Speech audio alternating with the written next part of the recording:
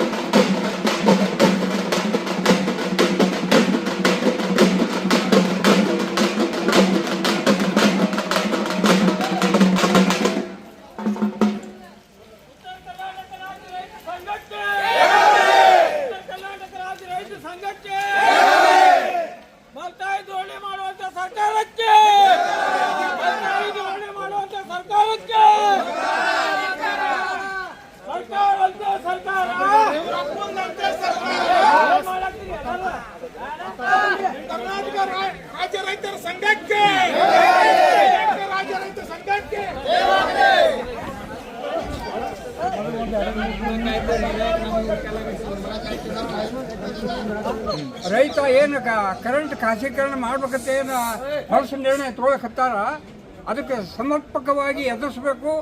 ಇವರು ಕೇಳಿರಪ್ಪ ಅಂದರೆ ಹೆದ್ದಾರಿ ಬಂದ್ ಮಾಡಬೇಕು. ಗ್ರಾಮಗಳಲ್ಲಿ ಪ್ರತಿಯೊಬ್ಬ ರೈತ ಹೆಣ್ಣು ಮಕ್ಕಳಿಗಾಗಲಿ ಗಂಡಾಗಲಿ ನಾವು ನಿಂತು ಸೊಡ್ಡು ಹೊಡೆದು ಈ ಸರ್ಕಾರಕ್ಕೆ ಹೆಡಮುರಿಗೆ ಕಟ್ಟಬೇಕು ಅನ್ನುವಂಥ ಲೆಕ್ಕದಾಗ ನಾವು ಎಲ್ಲರೂ ಕೂಡೀವಿ. ಇದರಲ್ಲಿ ಯಾವುದೇ ಪರಿಸ್ಥಿತಿ ಅಲ್ಲಿಗ ಈ ಸೆಂಟ್ರಲ್ನವರಾಗಲಿ ಕರ್ನಾಟಕ ಸರ್ಕಾರದವರಾಗಲಿ ಸಬ್ಕೆ ಸಾಥ್ ಸಬ್ಕೆ ವಿಕಾಸ್ ಬಾಯಿ ಬಿಟ್ಟು ಹೇಳ್ತಾರೆ, ಎಲ್ಲರಿಗಿಂದ ಸರ್ವನಾಶ ಮಾಡ್ಲಿಕ್ಕತ್ತಾರ. ನಾವು ರೈತರು ಎಲ್ಲಿ ತನಕ ನಮ್ಮ ಸ್ವಾಭಿಮಾನ, ನಮ್ಮ ಸ್ಥಿತಿಗತಿಗೆ, ನಮ್ಮ ಆರ್ಥಿಕ ಸ್ಥಿತಿಗೆ ನಮಗೆ ಧಕ್ಕೆ ಬರ್ತದ, ಅಲ್ಲಿ ತನಕ ನಾವು ಸುಧಾರಣೆ ಆಗಂಗಿಲ್ಲ. ನಾವು ಆ ಧಕ್ಕೆಯನ್ನು ನಾವು ಎದುರಿಸಬೇಕು. ಎಲ್ಲರೂ ಒಕ್ಕಟ್ಟಾಗಿ ಸರ್ಕಾರಕ್ಕೆ ಕಣ್ಣು ತೆರೆಸಬೇಕು. ಈ ದಿಶೆಯಲ್ಲಿ ನಾವು ಎಲ್ಲರೂ ಪ್ರಯತ್ನ ಮಾಡ್ತೀವಿ, ಬಿಡುವುದಿಲ್ಲ. ಮತ್ತು ಯಾವುದೇ ಪರಿಸ್ಥಿತಿ ಅಧಿಕಾರಿಗಳು ನಮ್ಮ ಸಮಸ್ಯೆಗಳು ಸರ್ಕಾರಕ್ಕೆ ತಿಳಿಸಬೇಕು.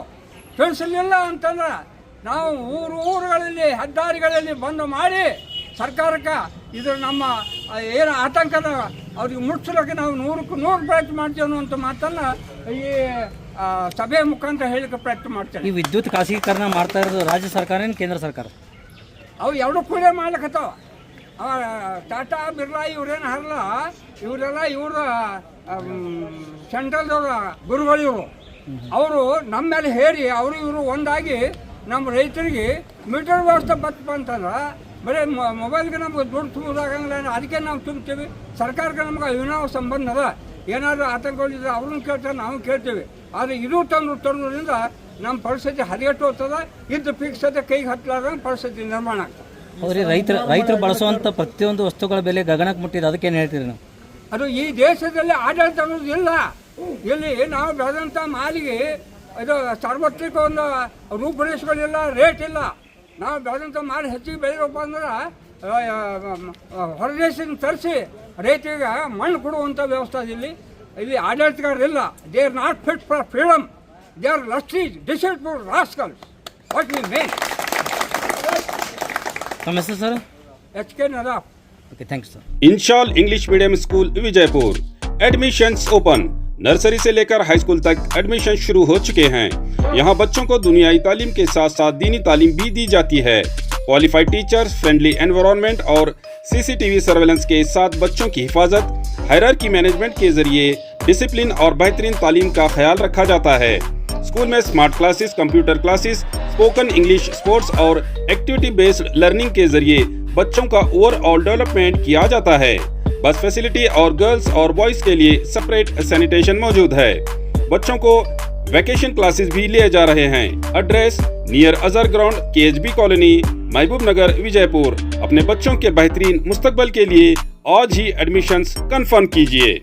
तो देर किस बात की, स्क्रीन पर दिए गए नंबर्स पर कॉल करके अपने बच्चों के एडमिशन्स कंफर्म कीजिए।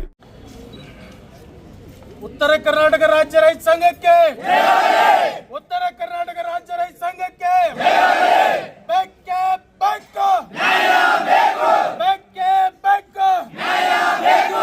ಅಯ್ಯಯ್ಯೋ ಅಯ್ಯಯ್ಯೋ ಅನ್ಯಾಯ ಅನ್ಯಾಯ, ಅಯ್ಯಯ್ಯೋ ಅಯ್ಯಯ್ಯೋ ಅನ್ಯಾಯ ಅನ್ಯಾಯ. ಭ್ರಷ್ಟ ರಾಜ್ಯ ಸರ್ಕಾರಕ್ಕೆ ಧಿಕ್ಕಾರ ಧಿಕ್ಕಾರ, ರೈತ ವಿರೋಧಿ ಭ್ರಷ್ಟ ರಾಜ್ಯ ಸರ್ಕಾರಕ್ಕೆ ಧಿಕ್ಕಾರ ಧಿಕ್ಕಾರ. ಜಾರಿಗೆ ತಂದಂತ ಭ್ರಷ್ಟ ರಾಜ್ಯ ಸರ್ಕಾರಕ್ಕೆ ಬೇಕೇ ಬೇಕು. ಅಯ್ಯಯ್ಯೋ ಅಯ್ಯಯ್ಯೋ ಎಲ್ಲಿವರೆಗೆ ಹೋರಾಟ, ಎಲ್ಲಿವರೆಗೆ ಹೋರಾಟ, ಸರ್ಕಾರ ಅಂತೆ ಸರ್ಕಾರ, ಸರ್ಕಾರ ಅಂತೆ ಸರ್ಕಾರ.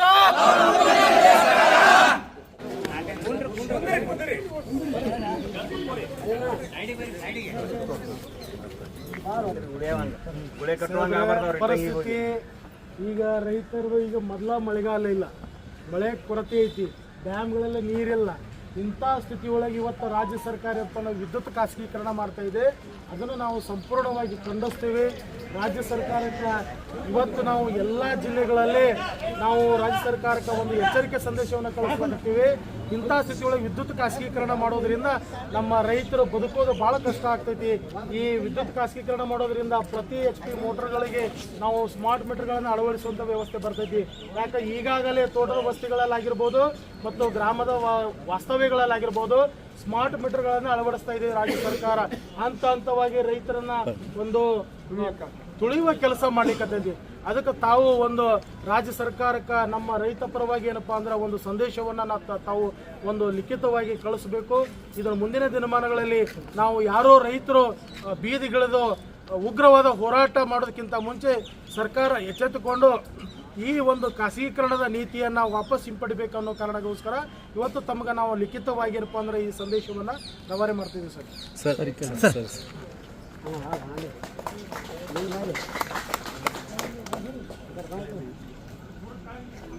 Okay sir.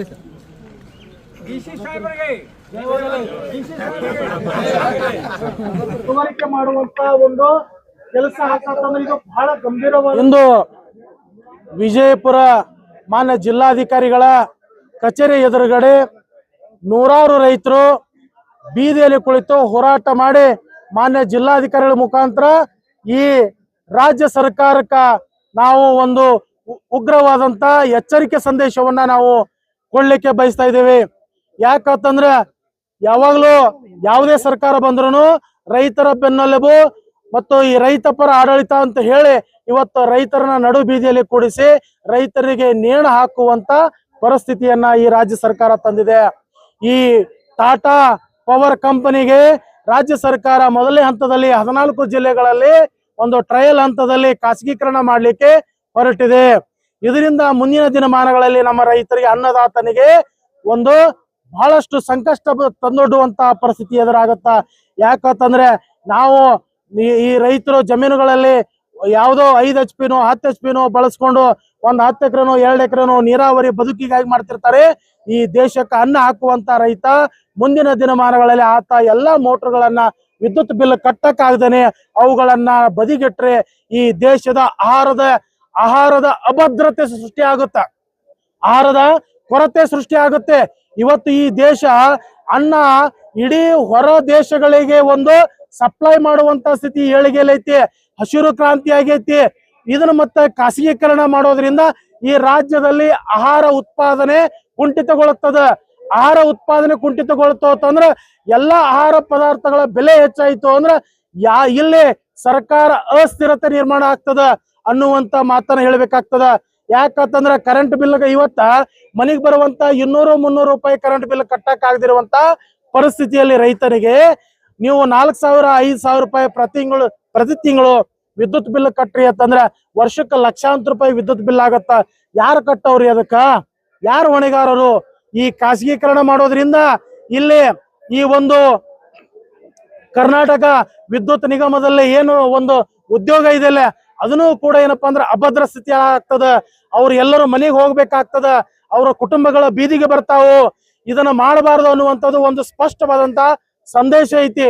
ಒಂದು ವೇಳೆ ಮಾಡಿದ್ದೆ ಆದ್ರ ಇಡೀ ಒಂದು ಕರ್ನಾಟಕ ಎಲೆಕ್ಟ್ರಿಕಲಿ ಬೋರ್ಡ್ ಇಲಾಖೆ ಎಲ್ಲಾ ಎಸ್ಕಾಂ ಬೆಸ್ಕಾಂ ಎಲ್ಲಾ ಇಲಾಖೆ ನೌಕರರು ರೈತರು ಬೀದಿಗಿಳಿದು ಎಲ್ಲ ರಾಷ್ಟ್ರೀಯ ಹೆದ್ದಾರಿಗಳನ್ನ ಬಂದ್ ಮಾಡಿ ಉಗ್ರವಾದ ಹೋರಾಟವನ್ನ ಮಾಡ್ಬೇಕಾಗ್ತದ ಅನ್ನುವಂತ ಮಾತನ್ನ ಈ ಒಂದು ಮಾಧ್ಯಮದ ಮೂಲಕ ಗಣವೆತ್ತ ರಾಜ್ಯ ಸರ್ಕಾರಕ್ಕ ಒಂದು ಮುನ್ನೆಚ್ಚರಿಕೆ ಸಂದೇಶವನ್ನ ತಿಳಿಸ್ತಾ ಇದ್ದೇವೆ.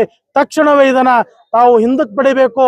ಇಂತ ಈ ಒಂದು ಕಾರ್ಪೊರೇಟ್ ಕಂಪನಿಗಳಿಗೆ ಬಂಡವಾಳಶಾಹಿಗಳಿಗೆ ತಾವು ಜೋತು ಬಿದ್ದು ಜೊಲ್ಲು ಸುರಿಸಿ ಒಂದು ಅವಿವೇಕಿತನ ಅಯೋಗ್ಯ ಸರ್ಕಾರವನ್ನ ನಡೆಸಬಾರ್ದು ಅನ್ನುವಂಥದ್ದು ನಮ್ಮ ಸ್ಪಷ್ಟ ನಿಲುವಿದೆ.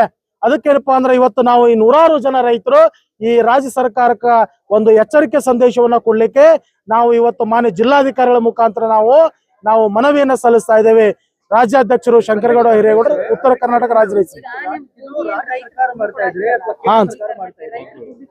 ಒಬ್ಬೊಬ್ರು ಕೇಳ್ರಿ. ಖಾಸಗೀಕರಣಕ್ಕೆ ಈಗ ರೈತರ ಭೂಮಿ ಕೊಡ್ಬೇಕು, ರೈತರ ಭೂಮಿಗೆ ಡಬಲ್ ರೇಟ್ ಕೊಡ್ತೀವಿ ಅನ್ನುವಂಥದ್ದು ಸರ್ಕಾರ ಹೇಳಿರುವಂತ.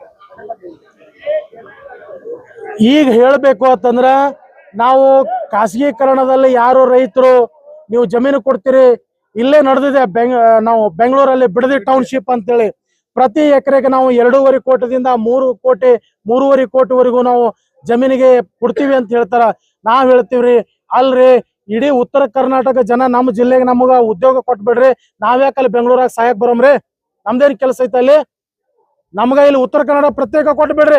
ನೀವು 20,000 ಕೋಟಿ ರೂಪಾಯಿ ಇನ್ವೆಸ್ಟ್ಮೆಂಟ್ ಮಾಡೋ ಬದ್ಲಿ ಪ್ರತಿ ಜಿಲ್ಲೆಗೆ ನೀವು 1,000 ರೂಪಾಯಿ ಕೋಟಿ ನೀವು ಇನ್ವೆಸ್ಟ್ಮೆಂಟ್ ಮಾಡ್ರಿ. ನಮ್ಮ ಮಕ್ಕಳು, ನಮ್ಮ ಸಹೋದರರು, ತಂದೆ ತಾಯಿ ಬೆಂಗಳೂರು ಬಿಟ್ಟು ವಾಪಸ್ ನಮ್ಮ ಜಿಲ್ಲೆಗೆ ಬರ್ತಾರ. ಅಲ್ಲಿ ಮೊದ್ಲ ಟ್ರಾಫಿಕ್ ಏನಪ್ಪಾ ಅಂದ್ರೆ 3 ತಾಸು 4 ತಾಸು ಒಂದೊಂದ್ ಸ್ಥಳಕ್ಕೆ ಹೋಗ್ಬೇಕು. ಅಂತ ಒಂದು ಧೂಳು ಕುಡ್ಕೊಂತ ಅಂತ ಒಂದು ಮೆಟ್ರೋಪಾಲಿಟನ್ ಸಿಟಿಯಲ್ಲಿ ಬದುಕುವಂತ ಸ್ಥಿತಿ ಅವಶ್ಯಕತೆ ಇಲ್ಲ. ಇಡೀ ಉತ್ತರ ಕರ್ನಾಟಕದವ್ರು ಬಂದು ಅಲ್ಲಿ ಸ್ವಿಗ್ಗಿ, ಜೊಮ್ಯಾಟೊ, ಏನು ಡೆಲಿವರಿ ಬಾಯ್ಸ್, ಯಾವುದೋ ವಾಚ್ಮ್ಯಾನ್, ಸೆಕ್ಯೂರಿಟಿ ಕೆಲಸ ಮಾಡೋ ಅವಶ್ಯಕತೆ ಇಲ್ಲ. ನಮ್ಮ ಜಮೀನಲ್ಲಿ ನಾವು ಬದುಕ್ತಿವಿ. UKP 3rd ಸ್ಟೇಜ್ ಅಲ್ಲಿ ಏನಪ್ಪಾ ಅಂದ್ರೆ 20 ವರ್ಷದಿಂದ ನೀವು ಪರಿಹಾರ ಕೊಡ್ತಾ ಇಲ್ಲ ಭೂಮಿಗೆ. ಹೇಳ್ತಾರೆ ಒನ್ ಟೈಮ್ ಸೆಟಲ್ಮೆಂಟ್, ನೀರಾವರಿ, ಒಣ ಬೇಸಾಯ 25 ಲಕ್ಷ 30 ಲಕ್ಷ ಈ ತರ ಹೇಳ್ತಿದ್ರಿ. ಅಲ್ರಿ, ಮೊದಲ ಆ ರೈತರಿಗೆ ನ್ಯಾಯ ಕೊಡ್ರಿ. ಮೊದಲ ಭೂಮಿ ಕಳ್ಕೊಂಡ್ರೆ 10-15 ವರ್ಷ ಆಗೈತಿ. ಮೊದಲ ಆ ಕೆಲಸ ಮಾಡೋದು ಬಿಟ್ಟು ನೀವು ಬಿಡದಿ ಟೌನ್ಶಿಪ್ ಮಾಡುವಂತ ಅವಶ್ಯಕತೆ ಏನೈತಿ? ಅಲ್ಲಿ ಅಚ್ಚುಕಟ್ಟಾದಂತ ಒಂದು ಕೃಷಿ ಭೂಮಿ ಐತಿ. ಅದು ಅದೇನು ಬರಡು ಭೂಮಿನಾ? ನೀವು ಬರಡು ಭೂಮಿದಲ್ಲಿ ನೀವು ಮಾಡ್ತಿದ್ರೆ ಏನು ತೊಂದರೆ ಇಲ್ಲ. 2.5 ಕೋಟಿ ರೂಪಾಯಿ ಪ್ರತಿ ಎಕರೆಗೆ 3 ಕೋಟಿ ಕೊಡೋ ಬದಲು ಇಲ್ಲಿ ನಮ್ಮ ರೈತರಿಗೆ ನೀವು ಈ ಕೃಷ್ಣಾ ಮೇಲ್ದಂಡ ಯೋಜನೆಯಲ್ಲಿ ಉಳಿದಂತ ರೈತರಿಗೆ ನೀವು ಎಕರೆಗೆ 50 ಲಕ್ಷ ಕೊಡ್ರಿ, ನಿಮ್ಮನ್ನ ಫೋಟೋ ಇಟ್ಟು ಪೂಜೆ ಮಾಡ್ತಾರ. ಅಲ್ಲಿ 2.5 ಕೋಟಿ 3 ಕೋಟಿ ಎದು ಕೊಡ್ತೀರಿ ನೀವು? ರೈತರಿಗೆ ಸ್ವಯಂ ಪ್ರೇರಿತವಾಗಿ ಜಮೀನುಗಳು ಕೊಡ್ಲಾತಾರ್ರಿ. ಇದ್ರ ಬಗ್ಗೆ ರೈತರಿಗೆ ದಿಕ್ಕು ತಪ್ಪಿಸೋ ಕೆಲಸ ಮಾಡಾಕತ್ತಾರ. ಒಂದೇ ಮಾತಲ್ಲಿ ಹೇಳ್ಬೇಕು ಅಂದ್ರೆ ಸರ್ಕಾರ ದಿಕ್ಕು ತಪ್ಪಿಸೋ ಕೆಲಸ. ಅಲ್ಲಿ ಅವಶ್ಯಕತೆನೇ ಇಲ್ಲ ಬಿಡದಿ ಟೌನ್ಶಿಪ್ ಮಾಡ್ಲಿಕ್ಕೆ. ಸಂಪೂರ್ಣ ಕೃಷಿ ಭೂಮಿ ಇದೆ. ಅಡಿಕೆ ತೋಟ, ತೆಂಗು, ಬಾಳೆ, ಮತ್ತೆ ಹೈನುಗಾರಿಕೆ ಇದೆ, ಭತ್ತ ಇದೆ, ಒಳ್ಳೆ ಕೃಷಿ ಭೂಮಿ ಐತದು. ಎಲ್ಲ ಗೊತ್ತಿದೆ ರಾಜ್ಯ ಸರ್ಕಾರಕ್ಕ. ಆದ್ರೂ ತಮ್ಮ ಏನಪ್ಪಾ ಅಂದ್ರೆ ಇವತ್ ನೋಡ್ರಿ, ಇಲ್ಲಿ ರಾಜ್ಯದಲ್ಲಿ ವಿರೋಧ ಪಕ್ಷದಲ್ಲಿ ಇದ್ದವ್ರು ಎಲ್ಲದಾರ? ಅವರು ಮಾತಾಡ್ಬೇಕಲ್ಲ, ರೈತ ಪರವಾಗಿ ಅಂತ ಹೇಳ್ತಾರ. ಎಲ್ಲದರ ಧ್ವನಿನೇ ಇಲ್ಲ ಅವ್ರದ್ದು. ಯಾರೋ ನಮ್ಮ ರೈತರೇ ನಾವು ಬೀದಿಗಿಳಿದು ಸುಮಾರು 400 ಹೆಚ್ಚು ದಿನಗಳಾಯ್ತು ನಾವು ಹೋರಾಟ ಮಾಡ್ತಾ ಇಲ್ಲ ರೈತರೆಲ್ಲರೂ. ಏನ್ ಮಾಡಾಕತ್ತೈತ್ರಿ ರಾಜ್ಯ ಸರ್ಕಾರ? ಮತ್ತು ವಿರೋಧ ಪಕ್ಷ ಏನ್ ಮಾಡಾಕತ್ತೈತಿ? ನಿಜವಾಗ್ಲೂ ಈ ರಾಜ್ಯದಲ್ಲಿ ವಿರೋಧ ಪಕ್ಷ ಅಂದ್ರದು ರೈತರು, ರೈತ ಸಂಘಟನೆಗಳು, ರೈತ ಪರವಾಗಿ ಧ್ವನಿ ಎತ್ತದೆ. ಏನ್ ಮಾಡ್ಲಿಕ್ಕತ್ತದ ರಾಜ್ಯ ಸರ್ಕಾರ? ಅದಕ್ಕೆ ನಮ್ದು ಉಗ್ರವಾದಂತ ಒಂದು ಖಂಡನೆ ಐತಿ ಅನ್ನುವಂತ ಮಾತನ್ನ ಈ ಒಂದು ಮಾಧ್ಯಮದ ಮೂಲಕ ಸ್ಪಷ್ಟ. ಕೇಂದ್ರ ಸರ್ಕಾರ ಮಾಡ್ತಾ ಇದ್ರೆ ಅಥವಾ ರಾಜ್ಯ ಸರ್ಕಾರ ಮಾಡ್ತಾ ಇದೆ? ಟಾಟಾ ಪವರ್ ಕಂಪನಿ ರಾಜ್ಯ ಸರ್ಕಾರಕ್ಕ ಪ್ರಸ್ತಾವನೆ ಕೊಟ್ಟಿದೆ. ಮೊದಲನೇ ಹಂತದಲ್ಲಿ 14 ಜಿಲ್ಲೆಗಳನ್ನ ಆಯ್ಕೆ ಮಾಡಿ ಟ್ರಯಲ್ ಹಂತದಲ್ಲಿ ಖಾಸಗೀಕರಣ ಮಾಡ್ತೀವಿ ಅಂತೇಳಿ. ಹೌದಾ? ನಾವ್ ಏನಂತೀವಿ, ಈ ಖಾಸಗೀಕರಣನೇ ಅವಶ್ಯಕತೆ ಇಲ್ಲ. ಈಗ ಹೆಂಗ್ ಯಥಾಸ್ಥಿತಿ ಹೋಗ್ಲಕತ್ತೈತಿ, ಅವ್ರು ಹೇಳ್ತಾರ ಇಲ್ಲ ನಮಗ ಬಹಳ ನುಕ್ಸಾನದಲ್ಲಿ ಐತಿ ಅಂತ ಹೇಳ್ತಾರ. ಖಾಸಗೀಕರಣ ವಿರೋಧ ರಾಹುಲ್ ಗಾಂಧಿ ವಿರೋಧ ಪಕ್ಷ ನಾಯಕ ಇಡೀ ದೇಶದ ಹೋರಾಟ ಮಾಡ್ತಾ ಇದ್ದಾರೆ ಬಿಜೆಪಿ ಸರ್ಕಾರ. ಹೌದು ನೋಡ್ರಿ, ನಮಗ ಬಿಜೆಪಿ ಕಾಂಗ್ರೆಸ್ ಸಂಬಂಧ ಇಲ್ಲ. ನಮಗೇನಿರೋದು ರೈತ ಪರ ಆಡಳಿತ ಮಾಡಬೇಕು. ನಮ್ಮ ಸ್ಪಷ್ಟ ನಿಲುವು. ನೀವು ನಿಜವಾಗ್ಲೂ ಈ ದೇಶದ ಅನ್ನದಾತನನ್ನ ಉಳಿಸೋದೇ ಆದ್ರೆ ರೈತ ಪರವಾಗಿ ಆಡಳಿತ ಮಾಡ್ಬೇಕು.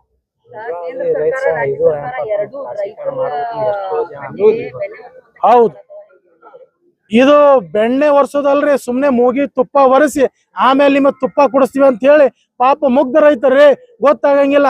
ನಾವು ಹೆಂಗ್ ಅನ್ಕೊಂಡ್ಬಿಡ್ತೀವಿ ಅಂದ್ರೆ ಇವತ್ತು ನಮಗೆ ಬಿಡದಿ ಟೌನ್ಶಿಪ್ ಅಲ್ಲಿ 2.5 ಕೋಟಿ 3 ಕೋಟಿ ರೂಪಾಯಿ ಕೊಟ್ರೆ ನಾವು ಹೊರಗಡೆ ಹೋಗಿ 50 ಎಕರೆ ನಾವು ಜಮೀನ್ ತಗೋಬಹುದು ಅಂತ ಏನೋ ವಿಚಾರ ಐತೆ. ಅವ್ರ ಭವಿಷ್ಯ ದೃಷ್ಟಿಯಿಂದ ಅವ್ರದ್ದು ತಪ್ಪಲ್ಲ. ಬಟ್ ಸರ್ಕಾರಕ್ಕೆ ನಾವು ಸಂದೇಶ ಏನ್ ತಿಳಿಸ್ತಾ ಇರೋದಂದ್ರೆ, ನೀವು ಪ್ರತಿ ಎಕರೆಗೆ 2.5-3 ಕೋಟಿ ರೂಪಾಯಿ ಖರ್ಚು ಮಾಡೋ ಬದಲು ಆ 20,000 ಕೋಟಿ ಇನ್ವೆಸ್ಟ್ಮೆಂಟ್ ಏನ್ ಮಾಡಾಕತ್ತೀರಲ್ಲ ಅದನ್ನ ತಂದು ಉತ್ತರ ಕರ್ನಾಟಕಕ್ಕೆ ಮಾಡ್ರಿ. ಪ್ರತಿ ಜಿಲ್ಲೆಗೆ ಮಾಡ್ರಿ. UKP ದಲ್ಲಿ ಭೂಮಿ ಕಳ್ಕೊಂಡವ್ರು 20 ವರ್ಷ ಆಯ್ತು. Admissions are open in Al Huda Urdu medium school and lead English medium school Vijaypur. तालीम की बेहतरीन पहचान बन चुके अल हुदा उर्दू मीडियम स्कूल और लीड इंग्लिश मीडियम स्कूल सिर्फ एक स्कूल नहीं बल्कि बच्चों के बेहतर मुस्तकबल की मजबूत बुनियाद हैं। यहाँ मॉडर्न एजुकेशन के साथ साथ दीनी तालीम भी दी जाती है ताकि बच्चे करिकुलर एक्टिविटीज के साथ साथ को करिकुलर एक्टिविटीज के जरिए अखलाक, कम्युनिकेशन स्किल्स और ओवरऑल डेवलपमेंट में आगे बढ़ सके।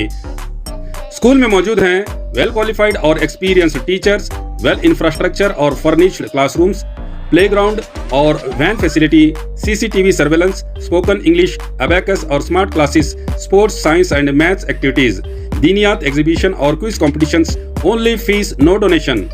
हर क्लास में सिर्फ 25 से 30 स्टूडेंट्स का इंटेक रखा गया है।